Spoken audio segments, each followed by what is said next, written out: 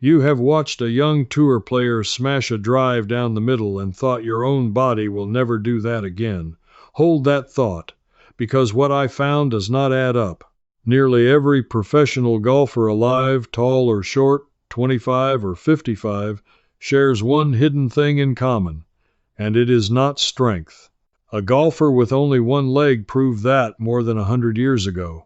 I traced the whole story back to a man who lost his right leg in 1916 and still shot even par. And I promise you this works even if you are 70, rusty, and swinging in a small backyard. It started one wet afternoon last spring. I was sitting in my chair with a bag of frozen peas on a sore shoulder, half watching a tournament, not really paying attention. Then something caught my eye. The smallest man in that whole field, a fellow who barely came up to the shoulders of the players beside him, hit a drive that flew past every one of them. And I sat up, because that made no sense to me. If golf is about power, and power is about size and youth and muscle, how does the little man out-hit the big ones? I rewound it. I watched it 3 times. And that little itch in the back of my mind turned into a question I could not put down. So I started digging. And the deeper I dug, the angrier I got about how simple this really is, and how long nobody told us. Here is the first thing I noticed, and I want you to notice it with me. I lined up slow-motion clips of 10 different tour players. Big ones, small ones, old swings from decades ago, brand new swings from this year. On the surface, they look nothing alike.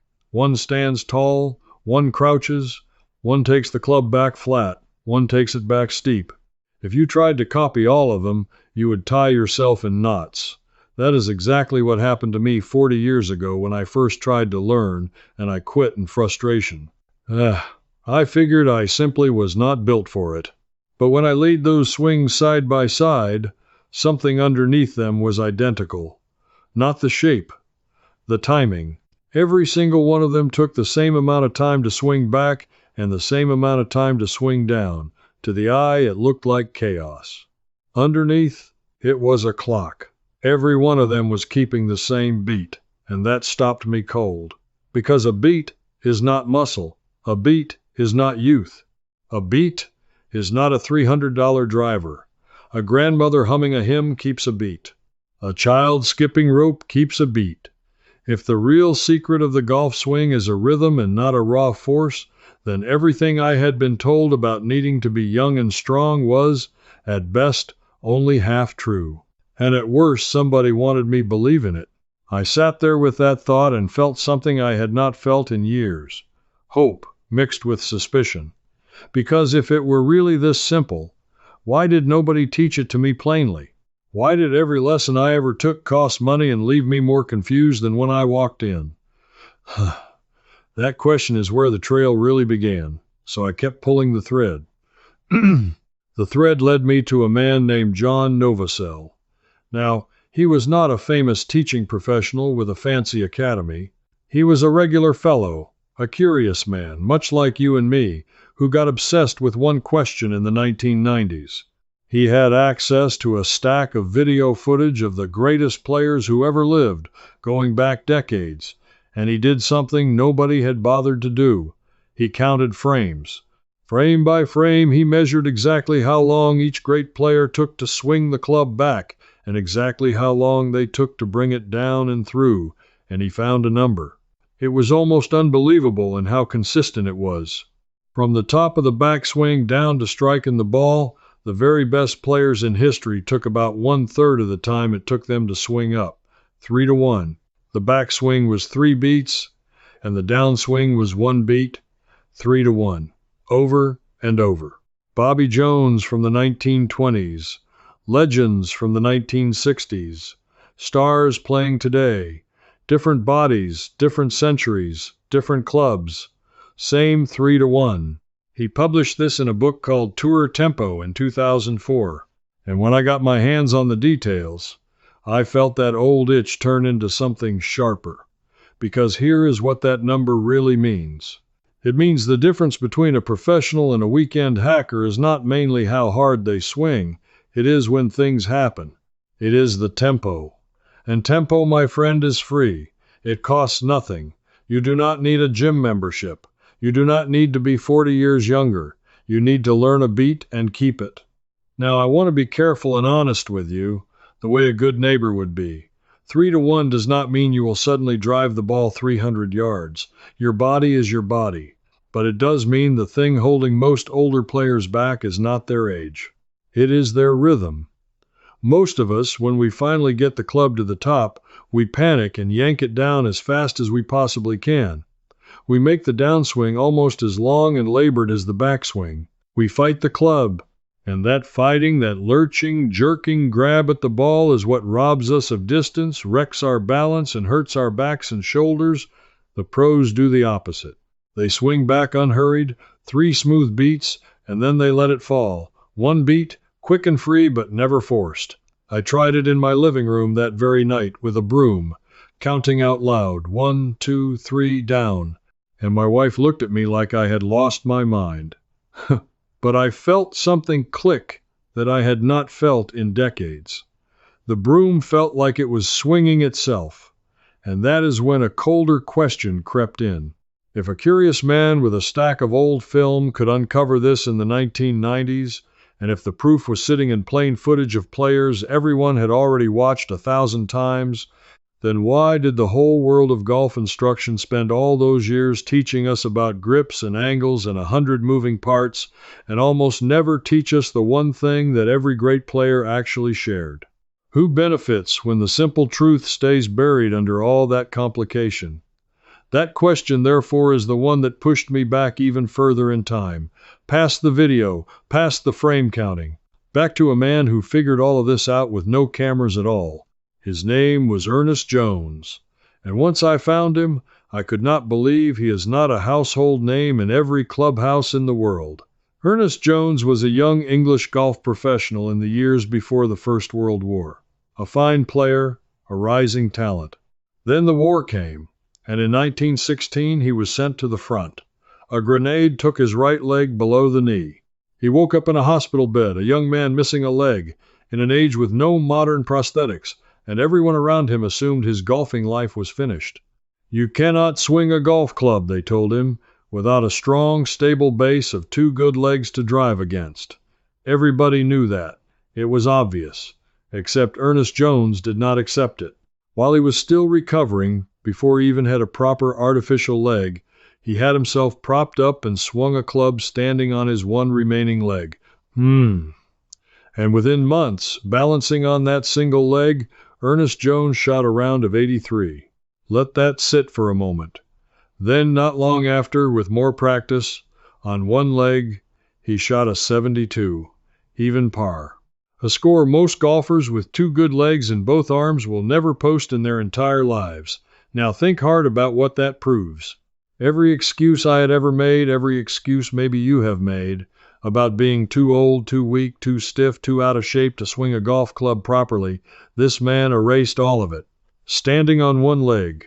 Because if the swing truly required brute strength and a powerful 2-legged drive from the ground, what Ernest Jones did would be flat out impossible. It is not impossible. He did it, which means the entire foundation of what we were told, that golf is a young, strong person's game, is simply wrong. So what was his secret? He spent the rest of his life teaching it, first in England and then in New York City, where he set up a teaching studio and taught thousands upon thousands of ordinary people. Businessmen, housewives, children, the elderly, people who had been told they had no athletic gift at all. And he wrote it down. His ideas were captured in a book titled Swinging into Golf in the late 1930s, and later in a book simply called Swing the Club Head. That title is the whole secret in 3 words. Swing the club head. Here's what he meant, and here's where it gets beautifully simple. Jones taught that the golf swing is not a series of positions. It is not 30 separate moves you stack on top of each other. It is one thing. It is a swing, a pure flowing swing, like a pendulum on a grandfather clock, like a child on a rope swing in the park. He said the moment you start thinking about your wrists, your hips, your shoulders, your elbows as separate parts to control, you kill the swing dead. You turn a smooth motion into a clumsy, manufactured lurch. And that, right there, is what happened to me and probably to you.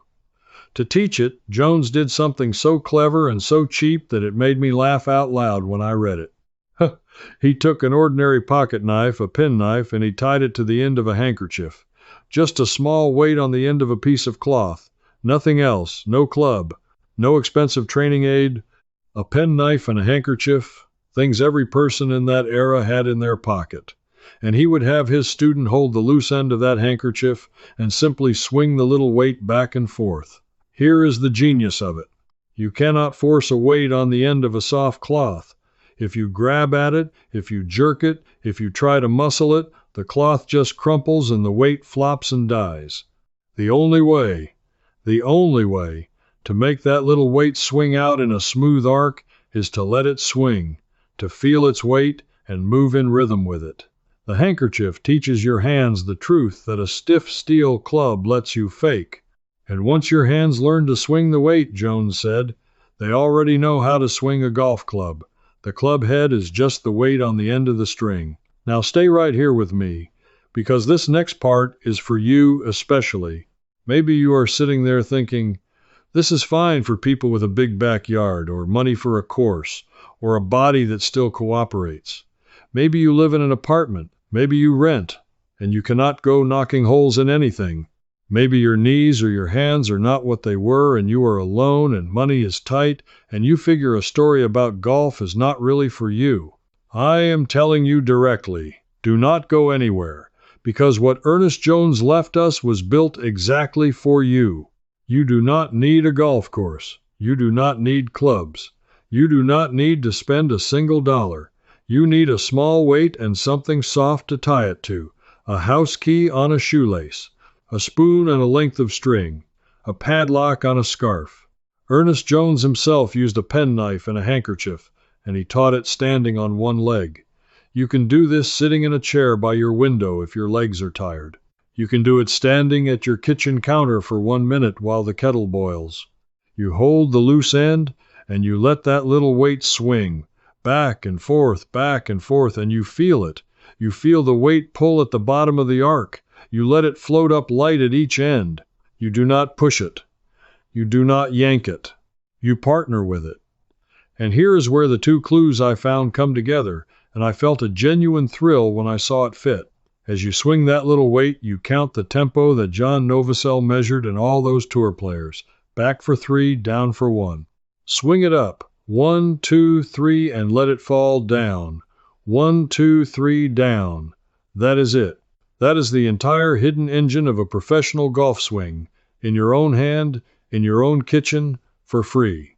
The rhythm of the greatest players who ever lived, taught by a one-legged man from a war a century ago, using a knife and a handkerchief, and it fits in your palm. I did this every morning for 2 weeks with an old house key tied to a bootlace. 2 minutes, that is all. And the first time I took a real swing afterward, my son, who plays, stood there with his mouth open and asked me what on earth I had been doing, because he had never seen my swing look like that. It was not strength. I have less strength than I did at 50. It was rhythm. It was letting the weight do the work instead of fighting it. And it cost me nothing but 2 minutes and an old shoelace. And that is the thing, isn't it? You just felt, right there in that story, how the right rhythm can wake up a swing you thought was gone for good. But a key on a shoelace is only the doorway. The full, permanent version of this Alivio lives in the senior golf system, a body-first method built exclusively for golfers 65 and over, with honest distance numbers for your body and not some 30-year-olds. Inside the senior system, all 3 volumes together, you get the driver setup secrets most seniors skip, the grip pressure and type tested on real senior hands, and the 1-iron adjustment that gives you a clean divot every time. Swing Deeper goes further, showing you how clubhead velocity is not gone after 65, and every driver adjustment that adds yards without strain. Tonight, before you sleep, do this free test. Hold up that same weight on a string, count 1, 2, 3 down, and feel the pull at the bottom of the arc. That pull is the exact engine those books teach you to build into a real club. The fastest way to get the books is to scan the QR code right there on your screen, or go to the link in the description or the pinned comment. And these are 534 pages of real content you own forever. No lessons to keep paying for, because the truth was always meant to be yours to keep. But before you go build that, I have to show you the part that made me sit still for a long while, because this is where the whole mystery turned dark. But here is where the mystery turned dark, and I had to sit with it a while before I understood it, because I kept asking the same stubborn question. If Ernest Jones taught thousands of ordinary people this simple truth back in the 1930s and 40s, and if it plainly worked, and if a curious man proved it again with hard numbers in the 1990s, then why is almost nobody teaching it to us now? Why did every lesson I ever paid for bury me in complication? Why does every magazine and every video hand you 15 new things to think about, when the man who did it on one leg said the whole point is to think about one thing, or better yet, nothing at all? And when I followed that thread, I did not like where it went. Follow the money with me for a moment. Ernest Jones taught that you do not need much. A weight, a string, a beat, and a little practice. There is no profit in that. Nobody gets rich selling you a handkerchief you already own.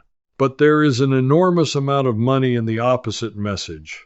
There is money in telling you your equipment is the problem, so you buy a new driver every single year for $400, $500, chasing a distance that a proper rhythm would have given you for free. There is money in a lesson industry that keeps you dependent, that hands you a new flaw to fix every visit so you keep coming back and keep paying. Instead of handing you the one simple principle that would set you free and end the lessons, think about how that works. A simple truth you can own forever makes no one any money. A complicated problem you can never quite solve makes somebody money every year for the rest of your life. So which one do you suppose got promoted, put in the glossy magazines, and repeated until we all believed it? And which one got quietly left to gather dust in an old book from 1937 that almost nobody alive has read? I am not saying anyone sat in a room and plotted to bury Ernest Jones. It is simpler and sadder than that.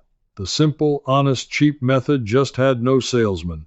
Nobody profited from spreading it, so nobody spread it. And the complicated, expensive method had an entire industry behind it, so it drowned everything else out. The truth did not lose because it was wrong, it lost because it was free. And free things, in a world built on selling, tend to disappear from the shelf even when they work better than anything for sale. That is the part that made me want to put this in front of as many people my age as I possibly could, because we were the ones cheated.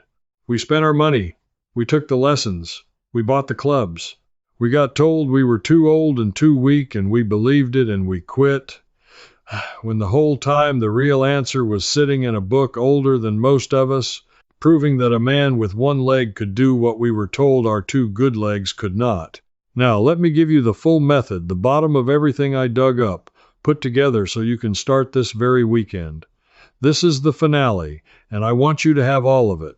First, make your tool. Find a small, light weight. Ernest Jones used a penknife. You can use a house key, a metal spoon, a small padlock, a couple of washers, anything that has a little heft but will not hurt you if it taps your leg. Tie it to something soft and floppy. A handkerchief, like the original, a shoelace, a length of yarn, a ribbon. You want about the length from your hand down to where a golf ball would sit, so roughly the length of a golf club, but do not fuss over it. Longer or shorter both teach the same lesson. Second, stand or sit comfortably, whichever your body prefers today. Hold the loose end lightly between your fingers. Not a death grip. Light, like holding a small bird. Ernest Jones was fierce about this. He said the tighter you squeeze, the more you kill the swing. Soft hands, loose hands. Third, let the weight hang, and start it swinging gently, side to side, in front of you. Do not throw it. Do not flick your wrist. Just let it begin to move, and then keep it moving by feeling its weight at the bottom of each swing.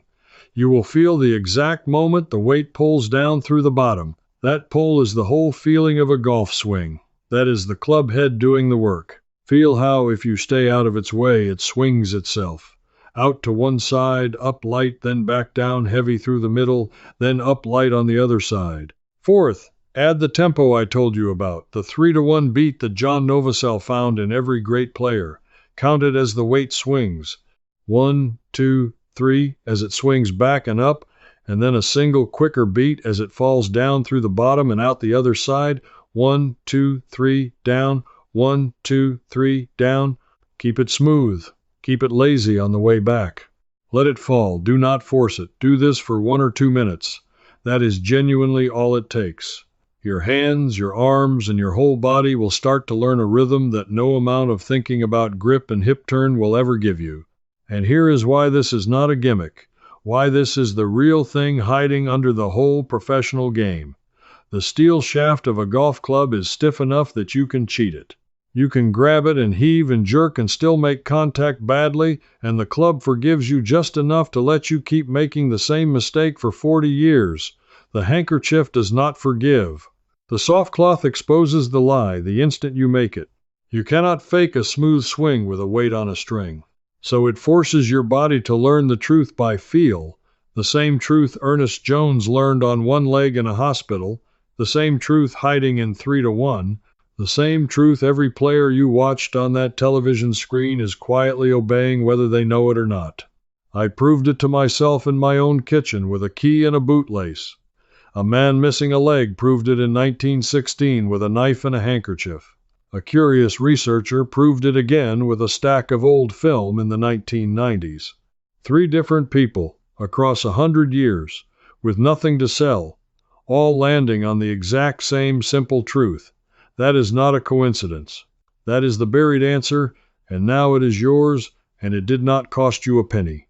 So here is what I want you to feel walking away from this. You were never too old, and you were never too weak. You were only ever told that by people who profited from you believing it, and you deserved the truth decades ago. Now you have it, and no one can sell it back to you, because it was always free. You are the kind of person who does not swallow a story just because it is loud and glossy. You are the kind who wants to see the evidence, follow the thread, and find out for yourself what is real. That is exactly why you stayed to the end of this with me, and I am glad you did. Now do one thing for me. Go and make your little weight on a string, a key on a shoelace like I used, and swing it with the 3-to-1 beat. 1, 2, 3, down, and then come back and tell me in the comments whether your hands felt the swing pull at the bottom the way mine did. I read every one. And tell me where you are watching from, because I love knowing who is out there digging alongside me. And if you have ever quit golf, or any game, because someone told you your age had ruined it, put that down below too, because I think a lot of us have that same story, and it is time we compared notes. If you want to keep uncovering these lost, simple, honest methods that somebody quietly buried because there was no money in the truth, come join us, because this is what we do here, together. I am already deep into the next one. It is about an old, nearly forgotten way that people kept their balance steady and their legs strong well into their 80s, long before anyone was selling special equipment for it, and I found the record of exactly where it came from. I will see you there. Bring your evidence. I'm going to stop here, but I don't want to leave you halfway. Inside the Wiser Living Circle, I walk you through the full tempo drill for your own swing, right where we just left off. If you get stuck, you can ask me directly, and a real person answers. You won't be alone. People like you are already inside. Just point your phone's camera at the code on your screen, and you can cancel anytime. Now that your swing feels easier, let's fix the part that really lowers your score, your putting. This next one shows you a simple way to sink more putts, no lessons ever again. It's starting right here.